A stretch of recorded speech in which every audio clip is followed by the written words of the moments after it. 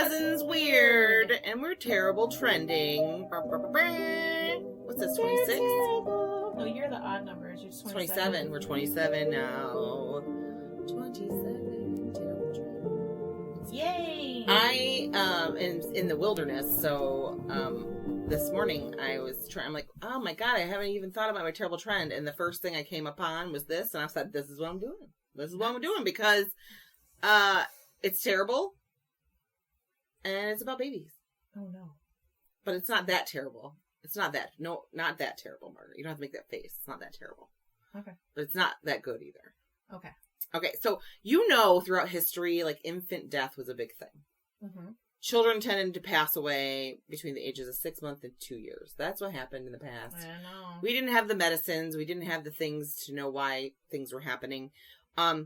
Let's rub this toxic substance all over our baby's gums and yes. then be surprised if they die. Yeah, I mean, here you go. You led me right into it. Because they died between 6 months and 2 years, that was during the time they were teething. Mm-hmm. Right? So yes. It led those wise medical minds of the time to think teething is killing babies. Wow. So they thought we need to soothe the teething and get it done quickly to save the baby's life. That's what we need to do. Makes total sense. Yeah, in the 1500s, there was a French surgeon named Ambrose Paré, maybe? He introduced gum lancing. Oh, God. To relieve teething and save the child. And not give them any kind of oral infection or no. anything. He would lance a child's swollen gums up to 10 times, right down to the teeth. Oh, my God. And they continued this practice until 1838. That is terrible. In the 1500s, they thought, oh, we'll help the teeth. It won't hurt them anymore. We cut right through and the teeth can pop out. That's not how teething works, friends. They're growing down. They're pushing down. You can't, just because you cut a hole doesn't mean the teeth are going to pop out like chiclets. That's not how that works. It's not a gumball machine. It's actual. We're not pimple popping. No. You can't just that's not how it works. And squeeze it and have the tooth pop out. It doesn't work like that. Exactly. Way back in the 4th century, Hippocrates said this. Hippocrates. He said the soothing of the gums, you would want to either rub dog's milk or hare's brain on the child's gums, or they could eat it. I mean, dog milk, cow milk, what's the difference? That doesn't matter, but the brains of the hare? No. No. And I don't think rubbing milk is gonna do anything, but... Nope. Maybe whatever. I mean, the milk of a dog isn't that bad, but you start putting brains on it. That's weird. And they can eat it, too.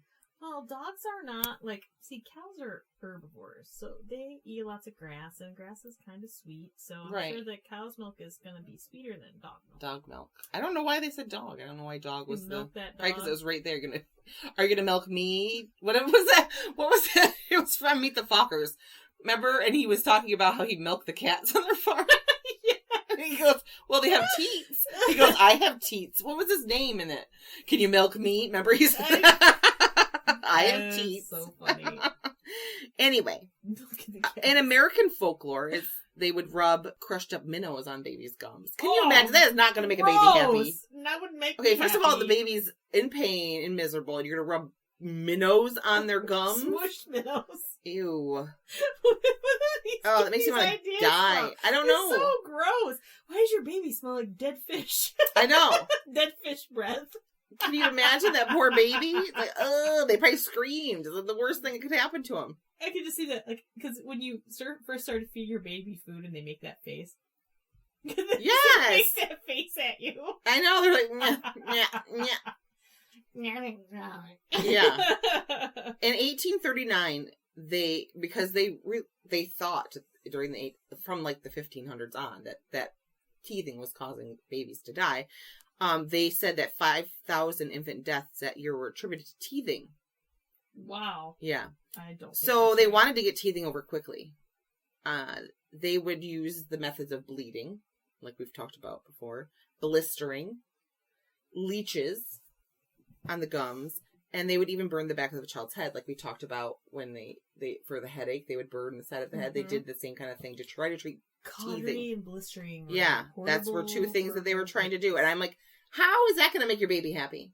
How do you think burning their head? Not only do they have sore gums, they have a sore burn spot on their head. Oh my goodness. In the 1800s, Mrs. Winslow's soothing syrup was common cure for teething, which was a mix of morphine and alcohol. I was going to say it's opium. Yeah. Poppy syrup, right?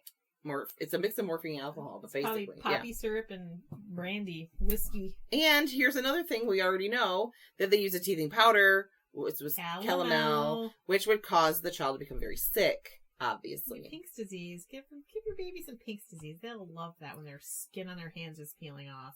I know. Yeah. It's like, well, let's just shut this baby up, basically. Well, a lot of it was, they're like, oh, this might help. But then they don't study it. They didn't study it. Threw it on. Like, maybe if you did some tests and you'll see what happens when people do too much mercury. Yeah. It's not good. Well, that's why we have an FDA that approves things now. We can complain about it, but you better be thankful we got it. Yeah, comparatively to what we didn't have prior, which was just throw everything. We'd still be lancing our baby's gums. Yeah. Like, no thanks. Can you imagine? I can't. And the one guy said he would lance a baby's gum 199 times before he would not do it, because if one of those times could help the baby, it was worth it. No, it's not. No, sir. That is not correct.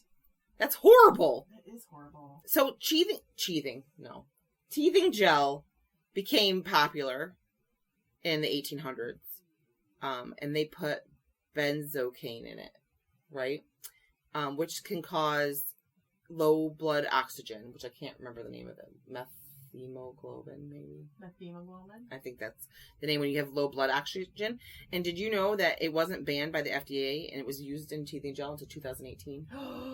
So we were putting if you put teething gel on your babies, you were using benzocaine, which was actually hurting your child. I use the naturals. Mostly use the I think I use the natural stuff too. Mostly. Occasionally. I can remember. I mean, that was a long time ago. Sometimes when you're a parent and you're just like, I can't take this. Like, they're right. so fussy. Yeah. Slather something. I guess there was probably times when you go, just get whatever they have at the drugstore. Well, and you would think if you bought it at the drugstore, yes, it was not going to be horrible. I know, and they're so particular about stuff that's okay for babies. Yeah, so you would, especially in the 2000s, you wouldn't think you had to worry about it. In the 90s, even. Yeah, so it's like they were still using benzocaine. Oh, I bet Jackson got some of that in his mouth. Oh, I'm sure Griffin did. 2000, early 2000, 2003. Yeah. I'm sure Griffin did. I don't know. I think he might have brain damage from low blood oxygen. I know. Because we were slapping on benzocaine. But we didn't know. I don't know. I worked at the mustard. I was pretty hardcore in the health food back then. So I think with Jackson, he got clove-based stuff. Oh, right. I did get stuff for Griffin because you always used to point me in the right direction of things. We would try, I guess. But probably for Evie and Ruby, they probably got the nasty shit. Right. Well, 2013. 2016. They were still on the shelf. It was. I'm sure they got it in their mouth. I know we did. For sure. I'm surprised we didn't get cocaine shoved on our gums. It was the 70s. Rub this whiskey on your finger. Probably it does help. It makes you go right. Yeah, knock you right out. It burns. It's like Listerine. Speaking of, my dad was saying that there's a saying in the Adirondacks that no one's going to, you never have to worry about anyone stealing your stuff. You can leave it in the woods. No one's going to touch it unless it's whiskey. It's not going to be there when you get back. So, some teething toys used in history. Semi-precious stones. That's good for your baby. A wolf's tooth. They make a choke on that. Yes. Wood lice. Which I don't even know what that means. Donkey hair. They must have, braided it up. Made a braid or something. Ew. A plant root, which that makes kind of sense. Yeah. That wouldn't really hurt. It's kind of hard and soft at the same time. Like a carrot would be good to let a baby... A turnip. Something. Yeah, they could gnaw on it. They won't break it through it. Ivory or red coral worn like an amulet around their neck. They would put like a silver handle on it. They still make those teething necklaces that are made of like amber. Yeah. Beads. Like, how does that help? People swear they help. They do. The only thing is, a baby died. It got strangled in its nap time. Don't put your baby to bed with a teething necklace on. No. Never put a baby to bed with any kind of thing. A bracelet is a better idea than a necklace. I just don't like the idea because they easily get caught on something. Anything, or what if it falls off and they shove it in their mouth to choke on it? Yeah, I don't like it. I don't either. It's like, no, my baby does not need jewelry. No. They also thought that the red coral drove away evil spirits which were attacking the baby when they were teething. So that it was a double purpose for that one, It was very important to have your red coral on a amulet for your baby to gnaw on. Yes. Don't want those evil spirits getting them. No. They even made teething necklaces out of viper vertebrae. and there's pictures of it. Ew. Of these necklaces. It's like a little candy necklace, but it's viper vertebrae all the way around it. And they're chewing on it. Can you imagine? No. The things that we try, you know. I can't. I was like, why would she just like knot up a rag? Like, that's where the first thing rip off a piece of my skirt and knot it up. Chew on that. Yeah. Have them chew on that, because at least it's something to chew on. Yes. Why would you stick a bone in their mouth? A rag that has cold water on it. Yeah. Make some cold tea. Dip it in there. It would be perfect. I just don't get why you think, oh, this wolf's tooth will fix them up. Or here's a rock. Some old lady who's senile said, oh, they need a wolf's tooth. Okay. And then 100 people did it afterwards. And then let me just thread this vertebrae of this viper onto a necklace for this baby to wear and chew on. Like, I don't understand why they think bones is...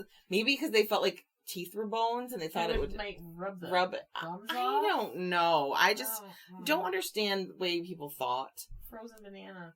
And one of those little...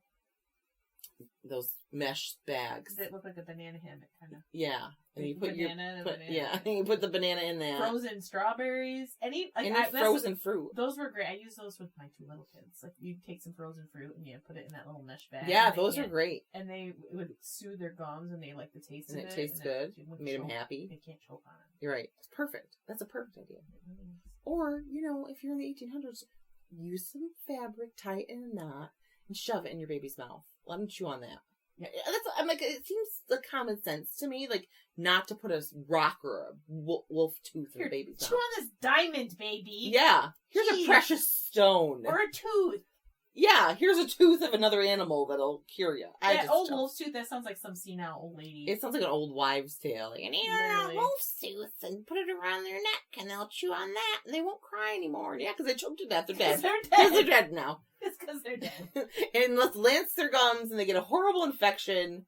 Yeah. It makes me so sad for babies. Because you wonder, like, okay, they thought that, but they actually were causing more babies to die. Right. They thought, oh, I'm curing the baby, but you're killing the baby. Not to mention, they're in pain already, then you're going to slice open their gums? Those poor little babies. Awful. The things we did. And I know, like I say every time, in another 100 years, they're going to look back at things we were doing and being like, are they stupid? You put frozen fruit in a mesh bag and gave it to your baby? What were you thinking? What is wrong with you? Didn't you know you were causing them to die? I don't know. It's hard to think of, like, what would be bad about that. I don't know. Unless they find something like bananas are a huge cause of cancer or something. Right. You know what I mean? Like, yeah. There's no way you can find something. But who knows? When I worked at the mustard seed, because I met all kinds there. Yeah. All kinds. One lady told me that she won't eat bananas because the stem end, there's little black things in there. Yeah. Somebody told me those were spider eggs. I'm like, okay. It's the freaking stem! It's like the seeds where the blossom is. Right. Like, not the stem end, but the butt end. Like the butt. As you pull it, and there's these little black things. Yeah. She said that those were spider eggs. She got a problem. People are nuts. It's like, it's not. It's not a spider egg. And if it was, your body would kill it. It's a fruit. They're seeds. Yeah. They're seeds and fruits. I don't know if you knew that. Black seeds, and they're not spider eggs. There was a guy in the 1800s that got really sick of all these crazy things that they were doing with babies and teething. And he was like, there's been more babies killed by trying to cure teething than any war we've talked about could have killed a baby. Like, there's more babies killed from teething remedies than there were from war in history. Yeah. Because from like 4 BC or whatever I said it was, like, they were giving them brains of a hare rubbing on it. That can't cause raw rabbit brains. Yeah, that can't be good for a baby. There's probably like how you get spongiform encephalopathy. Yeah. Like from the sheep, there's probably some disease that you get from the rabbit. So if you think of all those years that they were doing weird remedies just for teething. How about food poisoning from the smashed minnows? Because I'm sure they weren't keeping them in a refrigerator. No, ew, they're probably all rotten and gross. Rotten. Why is your baby's breath smell like rotten fish? But we know now, the only thing that teething brings is teeth. Yes. And it's okay if they have a little fever with it. Or if they, are miserable.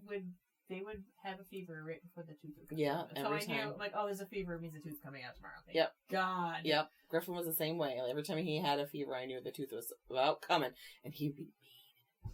even as a little baby, when he didn't feel good. Griffin, when he was going to get sick, he would, like, turn mean to me. He'd start slapping me, like he never would.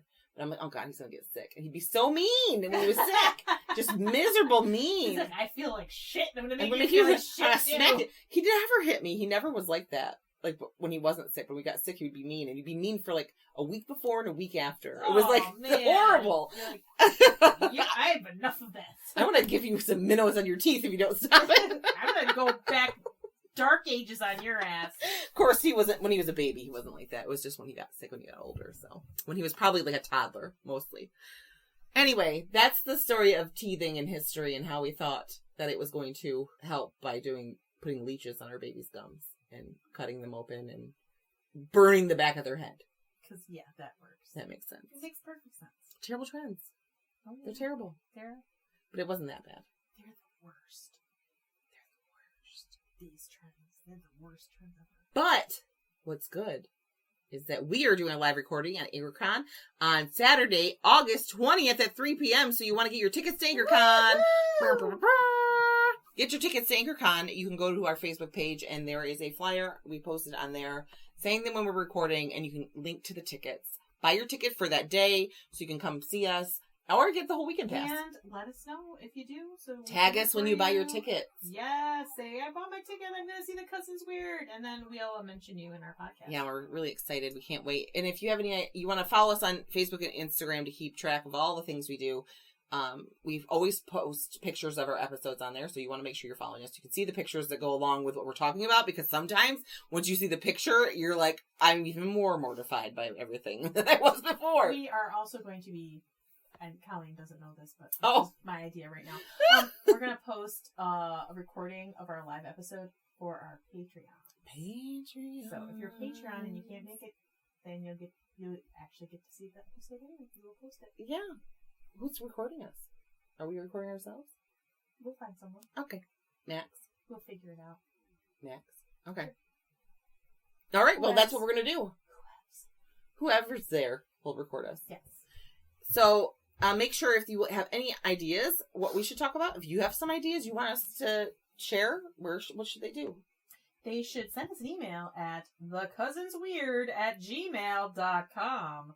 And if you want to support our podcast other than just coming to AnchorCon, you can go to patreon.com/thecousinsweird for $1 a month to become a freaky friend, and you get a free sticker and a bonus episodes, which our bonus episodes are going to be really fun. You want to check those out. And if you really want to deep dive with us, become a terrible trender for $5 a month. You get the same as your bonus episodes. You still get your sticker. You get a month or yearly gift. You get ad-free episodes and a monthly live chat with other Patreons and us.